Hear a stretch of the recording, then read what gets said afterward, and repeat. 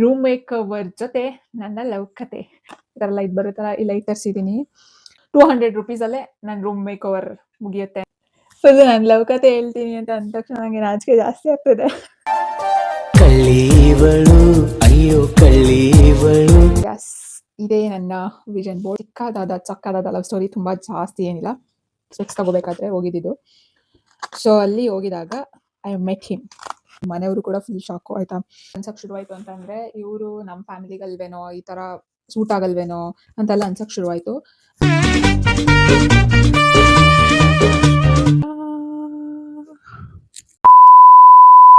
Hi, hello, ನಮಸ್ಕಾರ, welcome back to my channel. So ಇವತ್ತಿನ vlog ಏನಪ್ಪಾ ಅಂತ ಅಂದ್ರೆ ರೂಮ್ ಮೇಕ್ ಓವರ್ ಜೊತೆ ನನ್ನ ಲವ್ ಕತೆ. ಸೊ ನನಗೆ ಈ ವ್ಲಾಗ್ ಮಾಡಕ್ಕೆ ಫುಲ್ ಒಂಥರ ಕ್ಯೂರಿಯಾಸಿಟಿ ಜಾಸ್ತಿ. ಲೈಕ್ ನನಗೆ ಈ ರೂಮ್ ಮೇಕ್ ಓವರ್ ಮಾಡಬೇಕು ಅಂತ ತುಂಬಾ ಆಸೆ ಇತ್ತು. ಈ ರೂಮ್ ಅಂತ ಅಲ್ಲ, ನನ್ನ ಮನೆಯಲ್ಲಿದ್ದಾಗಲೂ ಅಷ್ಟೇ ನಾನು ರೂಮ್ ಮೇಕ್ ಓವರ್ ಮಾಡೋದಂತಂದ್ರೂ ನಂಗೆ ಇಷ್ಟ. ಫುಲ್ ಆ್ಯಂಡ್ ಕಂಪ್ಲೀಟ್ ಎಲ್ಲಾನು ಚೇಂಜ್ ಮಾಡ್ತೀನಿ ಅಂತ ಅಲ್ಲ, ನನಗೆ ನನ್ನ ವಿಷನ್ ಬೋರ್ಡ್ ಹಾಕಬೇಕು ನನ್ನ ರೂಮಲ್ಲಿ ಅಂತ ತುಂಬಾ ತುಂಬಾ ಆಸೆ. ನನಗೆ ಆವಾಗ ಮನೇಲಿದ್ದಾಗೂ ಇಷ್ಟ ಇತ್ತು, ಬಟ್ ಮಾಡೋಣ ಅಂತ ಪೋಸ್ಟ್ಪೋನ್ ಆಯಿತು. ಸೊ ಇಲ್ಲಿ ಫೈನಲಿ ಡಿಸೈಡೆಡ್. ಆ್ಯಂಡ್ ನಾನು ಏನೇನು ತರಿಸಿದ್ದೀನಿ ಅಂತ ತೋರಿಸ್ತೀನಿ. ಜಾಸ್ತಿ ಏನು ಫುಲ್ಲು ನಾನು ತುಂಬ ಖರ್ಚು ಮಾಡಿ ಮಾಡ್ತಾ ಇಲ್ಲ, ಅಂಡರ್ ಬಡ್ಜೆಟಲ್ಲೇ ಐ ಆಮ್ ಡೂಯಿಂಗ್ ದಿಸ್.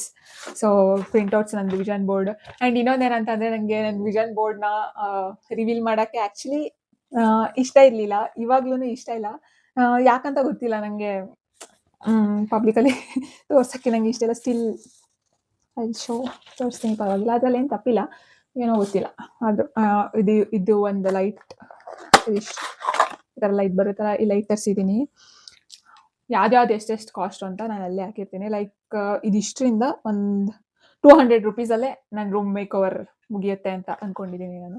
ಇದು ಒಂದು drawing sheet, of course scissor, glue. So ಇದಿಷ್ಟೇ ಬೇಕಾಗೋದು. ಆ್ಯಂಡ್ ರೂಮ್ ಮೇಕ್ ಓವರ್ ಜೊತೆ ನನ್ನ ಲವ್ ಕತೆ. ನನ್ನ ಲವ್ ಕತೆ ಏನು? ನನ್ನ ಲವ್ ಕತೆ ನಿಮ್ಮ ಜೊತೆ ಇವತ್ತು ನಾನು ಶೇರ್ ಮಾಡ್ಕೋತಾ ಇದ್ದೀನಿ. ಫುಲ್ ನನ್ನ ಲವ್ ಕತೆ ಹೇಳ್ತೀನಿ ಅಂತ ಅಂದ ತಕ್ಷಣ ನನಗೆ ನಾಚಿಕೆ ಜಾಸ್ತಿ ಆಗ್ತದೆ.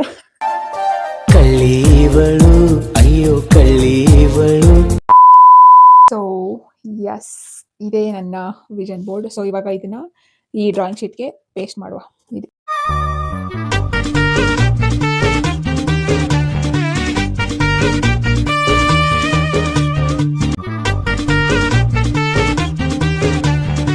2,000 years later.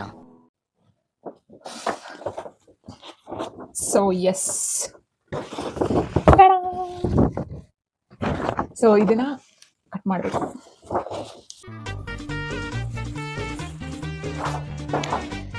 ಸ್ಕೇಲ್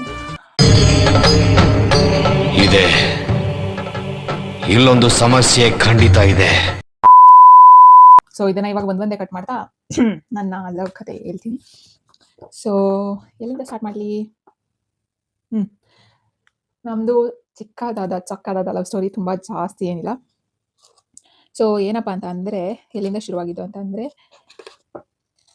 ನಾನು JSS ಹಾಸ್ಪಿಟಲ್ಗೆ ಹೋಗಿದ್ದೆ.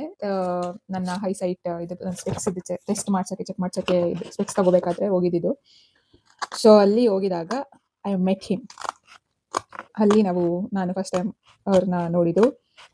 ಆ್ಯಂಡ್ ಅವ್ರು ಏನು ಕೆಲಸ ಮಾಡ್ತಾ ಇರೋದು ಅಂತಂದರೆ, ಹಿ ಈಸ್ ಅ ಡಾಕ್ಟರ್. ಆಯಿತಾ, ಅಲ್ಲಿ ನಾವು JSS ಹಾಸ್ಪಿಟಲಲ್ಲಿ ಸಿಕ್ಕಿದ್ದು. ಸೊ ಅದಾದಮೇಲೆ ಮನೇಲಿ ಹೇಳಿದ್ವಿ, ಮನೇಲೆಲ್ಲ ಓಕೆ ಒಪ್ಕೊಂಡ್ರು. ಸೊ ಎಲ್ಲ ಒಪ್ಕೊಂಡಾಯ್ತಲ್ಲ, ಇನ್ನೇನು ನಮ್ಮೂರಲ್ಲಿ ಒಂದ್ಸಲ ಜಾತ್ರೆ ಇತ್ತು. ಸೊ ಹಂಗಾಗಿ ಜಾತ್ರೆಗೆ ಕರೆದಿದ್ವಿ, ಅವರು ಬಂದಿದ್ರು. ಬಟ್ ಏನಾಯಿತು ಅಂತಂದರೆ, ಅವರು ಯಾರ ಜೊತೆನೂ ಜಾಸ್ತಿ ಮಿಂಗಲ್ ಆಗ್ತಿಲ್ಲ. ಯಾಕಂತಂದರೆ ಹುಟ್ಟಿ ಬೆಳೆದಿದ್ದೆಲ್ಲ ಸಿಟಿಯಲ್ಲಿ ಆಗಿದ್ದರಿಂದ ಯಾರ ಜೊತೆನೂ ಮಿಂಗಲ್ ಆಗ್ತಿಲ್ಲ. ಹಳ್ಳಿ ವಾತಾವರಣ ಅವ್ರಿಗೆ ಫಸ್ಟ್ ಟೈಮ್ ಆಗಿತ್ತು. ಮನೆಯೆಲ್ಲ ಏನಂತ ಅನ್ಸಕ್ ಶುರುವಾಯಿತು ಅಂತಂದರೆ, ಇವರು ನಮ್ಮ ಫ್ಯಾಮಿಲಿಗಲ್ವೇನೋ, ಈ ಥರ ಸೂಟ್ ಆಗಲ್ವೇನೋ ಅಂತೆಲ್ಲ ಅನ್ಸಕ್ ಶುರುವಾಯಿತು. ಆದರೂ ಪರವಾಗಿಲ್ಲ, ನೋಡೋಣ, ಮೋಸ್ಟ್ಲಿ ಅಭ್ಯಾಸ ಇಲ್ವಲ್ಲ, ಅದಕ್ಕೆ ಜಾಸ್ತಿ ಟೈಮ್ ತಗೋಬೋದು ಅಂತ ಸುಮ್ಮನಾದ್ವಿ. ಆದರೆ ಏನಾಯ್ತಪ್ಪ ಕಹಾನಿ ಟ್ವಿಸ್ಟ್ ಅಂತ ಅಂದರೆ, ಅವರು ನಮ್ಗೆ ಯಾರಿಗೂ ಹೇಳೇ ಇಲ್ಲ. ಫುಲ್ ಅವ್ರಿಗೆ ಇರಿಟೇಟ್ ಆಗ್ತಾಯಿತ್ತು. ಒಂದ್ಸತಿ ಒಳಗೆ ಹೋಗೋದು, ಹೊರಗೆ ಬರೋದು, ಹಿಂಗೆ ಓಡಾಡ್ತಾಯಿದ್ರು. ಆಮೇಲೆ ನಮ್ಗೆ ಯಾರಿಗೂ ಹೇಳೇ ಇಲ್ಲ, ಇದಕ್ಕಿದ್ದಂಗೆ ಹೊರ್ಟೋಗಿದ್ದಾರೆ ಅವ್ರ ಮನೆಗೆ. ಅಟ್ಲೀಸ್ಟ್ ನಂಗಾದ್ರೂ ಇನ್ಫಾರ್ಮ್ ಮಾಡಬೇಕಲ್ಲ. ಕಾಲ್ ಮಾಡಿದ್ರೆ ಪಿಕ್ಕು ಮಾಡ್ತಾಯಿಲ್ಲ, ಮೆಸೇಜ್ ಮಾಡಿದ್ರೆ ರಿಪ್ಲೈನೂ ಮಾಡ್ತಾಯಿಲ್ಲ. ನಾವು ಫುಲ್ಲು ಶಾಕು, ಮನೆಯವರು ಕೂಡ ಫುಲ್ ಶಾಕು. ಆಯಿತಾ, ಎಲ್ಲಿಗೋದ್ರು ಏನು ಎತ್ತ ಏನು ಫುಲ್ ಎಲ್ಲರೂ ಗಾಬರಿ. ಮನೇಲೆಲ್ಲ ನೆಂಟರು ಫುಲ್ ಗಾಬರಿಯಾಗಿ ಹೋಗಿದ್ದಾರೆ. ಅದ್ರಲ್ಲಿ ಬೇರೆ ನಮ್ಮೂರು ಜಾತ್ರೆ. ಆ ಟೈಮಲ್ಲಿ ಏನಾಯ್ತು ಅಂತ ಅಂದ್ರೆ ಕನ್ಸಿಂದ ಎಚ್ಚರಾಯ್ತು. ಏನಂದೆ ಇನ್ನೊಂದ್ಸಲ ಹೇಳು. ಕನ್ಸಿಂದ ಎಚ್ಚರಾಯ್ತು.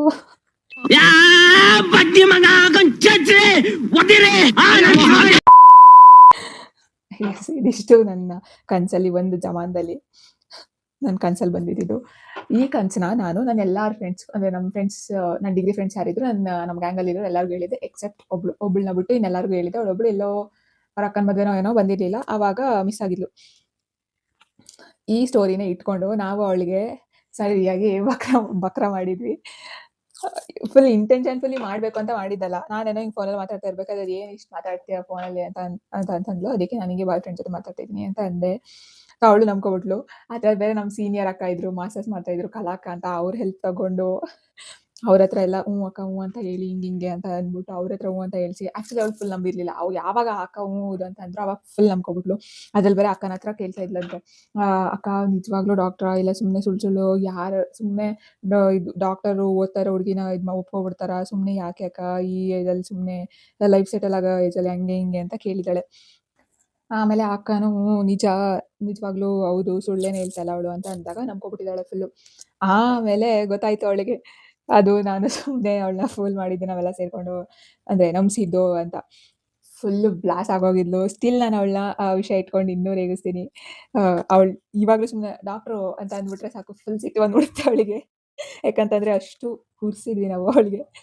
ಇದು ಯಾವಾಗ ಆಗಿದ್ದು ಅಂತಂದರೆ ಡಿಗ್ರಿ ಸೆಕೆಂಡ್ ಇಯರ್ ಎಂಡಿಂಗಲ್ಲಿ ಇದ್ದಾಗ ಆಗಿದ್ದು. ಸೆಕೆಂಡ್ ಇಯರ್ 4th ಸೆಮ್ ಎಂಡಿಂಗಲ್ಲಿ ಆಗಿದ್ದಿದ್ದು ಇದೆಲ್ಲ. ಸಖತ್ತಾಗಿತ್ತು ಮಾತ್ರ ಅವಳನ್ನ ನಂಬಿಸಿ ಹೊಟ್ಟೆ ಉರಿಸಿದ್ದು. ಆ್ಯಂಡ್ ಇನ್ನೊಂದು ವಿಷಯ ಏನಂತ ಅಂದರೆ ಇದು ಜಸ್ಟ್ ಫನ್ಗೋಸ್ಕರ ಅಷ್ಟೇ. ಈಗ ರೂಮ್ ಮೇಕ್ ಓವರ್ ಅಂತ ಅಂದರೆ ಏನು ಮಾಡ್ತೀವಿ, ಕಟ್ ಮಾಡ್ತೀನಿ, ನಾನು ಅದೇ ಪೇಸ್ಟ್ ಮಾಡ್ತೀನಿ, ಏನೋ ನಿಮ್ಗೊಂದು ಐಡಿಯಾ ಸಿಗ್ಬೋದು ಅಷ್ಟೇ. ಮಧ್ಯ ಅದರಲ್ಲಿ ಏನು ನಿಮ್ಮ ಎಂಗೇಜಿಂಗ್ ಆಗಿ ಇಟ್ಟಿರೋಕ್ಕಾಗಲ್ಲ ಅಲ್ವಾ. ಸೊ ಅದಕ್ಕೆ ಒಂದು ಸ್ಟೋರಿ ಟೆಲ್ಲಿಂಗ್ ಥರ ನಾನು ಯಾವಾಗಲೂ ಒಂದ್ಸಲ ಹಿಂಗೆ ಕನ್ಸು ಬಿದ್ದಿದ್ದಲ್ಲ, ಇದು ಯಾಕೆ ಹೇಳ್ಬಾರ್ದು, ಚೆನ್ನಾಗಿರುತ್ತೆ ಫನ್ನಾಗಿ ಅಂತ ಹೇಳಿದ್ದು ಅಷ್ಟೇ. ಮತ್ತೆ ಹೇಳ್ತಾ ಇದ್ದೀನಿ, ಇಟ್ಸ್ ಜಸ್ಟ್ ಫಾರ್ ಫನ್. ಸುಮ್ಮನೆ ಏನೇನೋ ಊಹಾಪೋಹಗಳನ್ನು ರೂಮರ್ಸ್ನ ಹಬ್ಸಕ್ಕೆ ಹೋಗ್ಬಿಡಿ. ಜಸ್ಟ್ ಫಾರ್ ಫನ್ ಆ ಥರ ಎಲ್ಲ ಇದ್ದಿದ್ದಿದೆ. ನಾನು ಯಾಕೆ ಇದನ್ನೆಲ್ಲ ವಿಜನ್ ಬೋರ್ಡ್ ಹಾಳು ಮಾಡೋ ಅಂತ ರೆಡಿ ಮಾಡಬೇಕಿತ್ತು. ಆ್ಯಂಡ್ ಇನ್ನೊಂದೇನಪ್ಪ ಅಂತ ಅಂದರೆ ನಾನು ಸುಮಾರು ಥರ ವ್ಲಾಗ್ಸ್ನ ವೀಡಿಯೋಸ್ನ ಮಾಡಿ ಹಾಕಿದ್ದೀನಿ. ನೀವು ನೋಡ್ಬೋದು. ಕೆಲವೊಂದು ಮೀಮ್ಸ್ ಜಾಸ್ತಿ ಹಾಕಿರ್ತೀನಿ, ಕೆಲವೊಂದು ಫುಲ್ಲು ಹೆಲ್ತ್ ರಿಲೇಟೆಡ್, ಕೆಲವೊಂದು ಮೋಟಿವೇಶ್ನಲ್ಲು, ಆ ಥರ ವ್ಲಾಗ್ಸ್ಗಳನ್ನ ಹಾಕ್ತಾ ಇರ್ತೀನಿ. ನಾನು ಜಸ್ಟ್ ಫಿಗರ್ ಔಟ್ ಮಾಡ್ತಾ ಇದ್ದೆ, ನನಗೆ ಈ ಥರ ಜನಗಳಿಗೆ ಈ ಥರ ವ್ಲಾಗ್ ಇಷ್ಟ ಆಗುತ್ತಾ, ಈ ಥರ ವ್ಲಾಗ್ ಇಷ್ಟ ಆಗುತ್ತಾ ಅಂತ. ಹೌದು, ಈ ಮೀಮ್ಸ್ ಎಲ್ಲ ಹಾಕಿ ಈ ಥರ ಮಾಡಿದ್ರೆ ಜಾಸ್ತಿ ಇಷ್ಟ ಆಗುತ್ತೆ. ಅಂದರೆ ಇನ್ಸ್ಟಾಗ್ರಾಮಲ್ಲಿ ಆ ಥರ ವೀಡಿಯೋಸ್ ಜಾಸ್ತಿ ಇಷ್ಟ ಆಗುತ್ತೆ. ಯೂಟ್ಯೂಬಿಗೆ ಬಂದರೆ ಸ್ವಲ್ಪ ಇನ್ಫಾರ್ಮೇಟಿವ್ ವೀಡಿಯೋಸ್ ಆ ಥರ ಇಷ್ಟಪಡೋರು ಇರ್ತಾರೆ. ಬಟ್ ನನಗೆ ಇದೆಲ್ಲನೂ ಮೀರಿ ನನಗೇನು ಇಷ್ಟ ಇತ್ತು ಅಂತ ಅಂದರೆ, ನಾನು ವ್ಲಾಗ್ ನೋಡಿದ್ರೆ ಅಟ್ಲೀಸ್ಟ್ ಯಾರಿಗಾದ್ರೂ ಒಂಚೂರಾದ್ರೂ ಏನಾದರೂ ಕಲಿಬೇಕು. ಒಂದು ಮೋಟಿವೇಶನ್ ಆದರೂ ಆಗಿರ್ಬೋದು, ಏನಾದರೂ ಅಟ್ಲೀಸ್ಟ್ ಒಂದು ಏನೋ ಒಂದು ಪಾಸಿಟಿವ್ ವೈಬ್ ಇದೆ ಅಥವಾ ಏನಾದರೂ ಕಲಿಯೋಕ್ಕಿದೆ, ಒಂದು ಟಿಪ್ಸೋ ಹ್ಯಾಕ್ಸೋ ಎನಿಥಿಂಗ್. ಅಟ್ಲೀಸ್ಟ್ ವ್ಲಾಗ್ ನೋಡಿದ್ರೆ ನನಗೇನೋ ಒಂಥರ ಖುಷಿ ಆಗುತ್ತೆ, ಒಂದು ರಿಫ್ರೆಶ್ಮೆಂಟ್ ಸಿಗುತ್ತೆ ಅನ್ನೋ ಥರ ಇರಬೇಕು ಅಂತ ಅನ್ನೋದು ಒಂದು ಆಸೆ ನನಗೆ. ಅಂದರೆ ಈ ಮೀಮ್ಸು ಇದು ಯಾವ್ದ್ಯಾವ್ದು ಎಷ್ಟೆಷ್ಟನ್ನ ಆ್ಯಡ್ ಮಾಡಬೇಕು ಅಂತ ಅನ್ಸುತ್ತೆ ಅಷ್ಟನ್ನ ಆ್ಯಡ್ ಮಾಡಬೇಕು. ಆ್ಯಂಡ್ ಅದರಲ್ಲಿ ಒಂದು ಚೂರಾದರೂ ಇನ್ಫಾರ್ಮೇಷನ್ ಅಥವಾ ನನ್ನ ಸಮಾಧಾನಕ್ಕೆ ಅಂತ ನಾನು ಮಾಡಬೇಕು ಅಂತ ಸೊ ಡಿಸೈಡ್ ಮಾಡಿದ್ದೀನಿ ನಾನು. ನೋಡುವ. ಸೊ ನೀವು ಲಾಸ್ಟ್ ಒಂದು 3, 4, 5 ವ್ಲಾಗ್ಸಿಂದ ನೀವು ಅಬ್ಸರ್ವ್ ಮಾಡ್ತಾ ಬಂದರೆ, ಲಾಂಗ್ ವೀಡಿಯೋಸಲ್ಲಿ ಅಬ್ಸರ್ವ್ ಮಾಡ್ತಾ ಇದ್ರೆ ಅಟ್ಲೀಸ್ಟ್ ಏನಾದರೂ ಒಂದು ಇದ್ದೇ ಇರುತ್ತೆ. ಈಗ ಲೈಕ್ ನಾನು ಕುಕ್ಕಿಂಗ್ ಹೇಳ್ಕೊಡೋದಾಗಿರ್ಬೋದು ಅಥವಾ ಎನಿಥಿಂಗ್. ಕುಕ್ಕಿಂಗ್ ಹೇಳ್ಕೊಡೋದಲ್ಲ, ನಾನು ಟ್ರಯಲ್ ಆ್ಯಂಡ್ ಎರರ್ ಮಾಡ್ತಾ ಇರೋ ರೆಸಿಪಿನ ನಿಮಗೆ ರೀಚ್ ಮಾಡೋದು. ಲೈಕ್ ನಂತರ ಎಷ್ಟೊಂದು ಜನ ಹಾಸ್ಟೆಲಲ್ಲಿ PGಲಿ ಇರ್ತಾರೆ, ಅವ್ರಿಗೆ ಇದು ಹೆಲ್ಪ್ ಆಗ್ಬೋದು ಅಂತ ಅನ್ನೋದು ನನ್ನ ಒಂದು ಯೋಚನೆ ಅಷ್ಟೇ. ಇನ್ನೊಂದೇನಂತ ಅಂದರೆ ಕನ್ನಡ ವ್ಲಾಗರ್ಸಲ್ಲಿ ಇಷ್ಟೊಂದು ಜನ ವ್ಲಾಗರ್ಸ್ ಇದ್ದಾರೆ, ಯೂಟ್ಯೂಬರ್ಸ್ ಇದ್ದಾರೆ. ನನಗೆ one of my most favourite YouTuber ಅಂತ ಅಂದರೆ ಅದಿತಿ ಪ್ರಭುದೇವ ಮ್ಯಾಮು. ನಂಗಂತವ್ರಂದರೆ ಸಿಕ್ಕಾಪಟ್ಟೆ ಇಷ್ಟ. ಅವ್ರ ವ್ಲಾಗ್ಸು, ಅವ್ರ ವೀಡಿಯೋಸು ಸಿಕ್ಕಾಪಟ್ಟೆ ಇಷ್ಟ ನನಗೆ. ಇದುವರೆಗೂ ಅವ್ರ ಚಾನಲಲ್ಲಿರೋ ಒಂದು ವೀಡಿಯೋನು, ಒಂದು ವ್ಲಾಗ್ ನಾನು ಮಿಸ್ ಮಾಡಿಲ್ಲ. ಎಲ್ಲ ವ್ಲಾಗ್ನು ನೋಡಿದ್ದೀನಿ ನಾನು. ಇವಾಗ 2025 ಎಂಡಿಂಗಲ್ಲಿ ಜಾಸ್ತಿ ವೀಡಿಯೋಸ್ ಹಾಕ್ತಾ ಇರಲಿಲ್ಲ ಅವರು. ಆವಾಗಂತೂ ನಾನು ಎಷ್ಟು ಮಿಸ್ ಮಾಡ್ಕೋತಾ ಇದ್ದೆ ಅಂತ ಅಂದರೆ, ಅವ್ರ ಹಳೆ ವ್ಲಾಗ್ಸ್ ಎಲ್ಲ ಮತ್ತೆ ಮತ್ತೆ ನೋಡ್ತಾ ಇದ್ದೆ. ಇಟ್ಸ್ ಲೈಕ್ ಅವ್ರದ್ದೊಂಥರ ಏನೋ ಗೊತ್ತಿಲ್ಲ, ಅವ್ರ ವ್ಲಾಗ್ಸ್ಗೆ ನಾನು ಕ್ರೇವ್ ಮಾಡ್ತಾ ಇರ್ತೀನಿ. ಅಷ್ಟು ಈಗರಾಗಿ ವೆಯ್ಟ್ ಮಾಡ್ತಾ ಇರ್ತೀನಿ. ಈ ವಿಡಿಯೋ ಅವ್ರ ತನಕ ರೀಚ್ ಆಗುತ್ತೋ ಇಲ್ವೋ ಗೊತ್ತಿಲ್ಲ. ಅಕಸ್ಮಾತ್ ರೀಚ್ ಆದರೆ ಮ್ಯಾಮ್ ಪ್ಲೀಸ್ ಜಾಸ್ತಿ ಆ ಥರ ವ್ಲಾಗ್ಸ್ನ ಮಾಡಿ. ನೀವು ಹೇಳ್ತಾ ಇರ್ತೀರಾ ಅಂದರೆ ಒಂದೊಂದು ವ್ಲಾಗಲ್ಲಿ ಈ ಥರ ಇನ್ಫಾರ್ಮೇಟಿವ್ ವಿಡಿಯೋ ಇದ್ರೆ ಒಬ್ಬೊಬ್ರು ಸ್ಕಿಪ್ ಮಾಡಿ ನೋಡ್ತಾರೆ ಅಂತ. ಹೌದು, ಒಬ್ಬೊಬ್ರು ಸ್ಕಿಪ್ ಮಾಡಿ ನೋಡ್ತಾರೆ, ನಿಜ. ಬಟ್ ಅದೇ ಥರ ವ್ಲಾಗ್ಸ್ನ ಡೌನ್ಲೋಡ್ ಮಾಡಿಕೊಂಡು ರಿಪೀಟೆಡ್ ಆಗಿ ಫುಲ್ಲು ಅಡ್ಮೈರಿಂಗ್ ಆಗಿ ನೋಡೋರು ಇರ್ತೀವಿ. ಪ್ಲೀಸ್ ನಮಗೋಸ್ಕರ ಆದ್ರೂ ವ್ಲಾಗ್ಸ್‌ನ ನಿಮಗೆ ಟೈಮ್ ಸಿಕ್ಕಾಗೆಲ್ಲ ಹಾಕ್ತಾ ಇರಿ. ಏನೋ ಗೊತ್ತಿಲ್ಲ ನಿಮ್ಮ ವ್ಲಾಗ್ಸ್ ನೋಡಿದ್ರೆ ಒಂಥರ ಮೋಟಿವೇಟ್ ಆಗುತ್ತೆ. ಪಾಸಿಟಿವ್ ವೈಬ್ಸ್ ಬರುತ್ತೆ. ಆಹ್, ಒಂಥರ ಗೊತ್ತಿಲ್ಲ ನಂಗೆ ಸಿಕ್ಕಾಪಟ್ಟೆ ಇಷ್ಟ ನಿಮ್ಮ ವ್ಲಾಗ್ಸ್ ಅಂತ ಅಂದ್ರೆ. ಪ್ಲೀಸ್ ಮಾಡಿ ಅಟ್‌ಲೀಸ್ಟ್ ವಾರದಲ್ಲಿ ಒಂದು ವ್ಲಾಗ್ ಆದ್ರೂ ಹಾಕಿ. ನಾನು ನಿಮ್ಮ ವ್ಲಾಗ್ಸ್‌ಗೋಸ್ಕರ ವೆಯ್ಟ್ ಮಾಡ್ತಾ ಇರ್ತೀನಿ. ಪ್ಲೀಸ್ ನಂತರ ಎಷ್ಟೊಂದು ಜನ ನಾನೊಬ್ಬಳೇ ಅಲ್ಲ, ನಂತರ ಎಷ್ಟೊಂದು ಜನ ವೆಯ್ಟ್ ಮಾಡ್ತಾ ಇರ್ತಾರೆ ಅಂತ ಅನ್ಕೊಂಡಿದ್ದೀನಿ ನಾನು. ಪ್ಲೀಸ್ ಈ ಹೈಟ್ ಅಂತಂದ್ರೆ ಸ್ವಲ್ಪ ಮೇಲೆ.